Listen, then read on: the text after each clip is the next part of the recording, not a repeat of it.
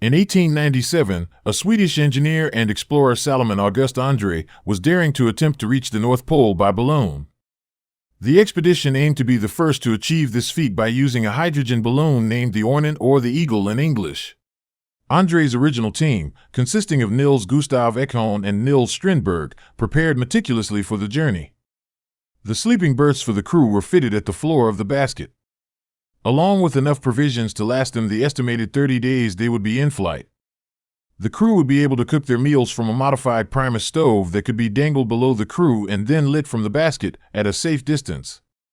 On the first attempt to take off to the North Pole in 1896 was launched at the balloon's hangar at Danes Island, Svalbard. The wind was steadily coming from the north, straight at the balloon hangar. At the time, they didn't know this was a common occurrence.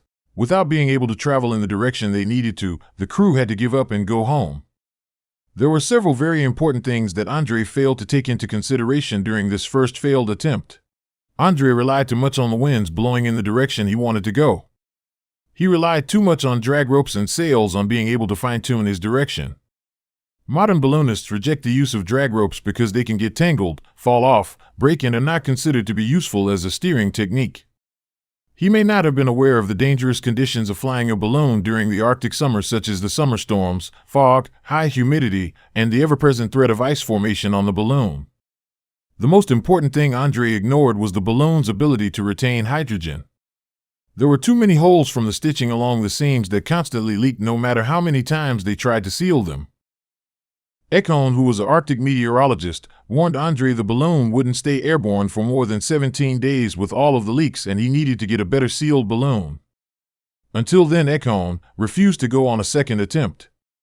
On the boat back from Svalbard, that was when Ekholm learned from the chief engineer of the hydrogen plant that from time to time Andrée secretly ordered extra topping up of the hydrogen in the balloon.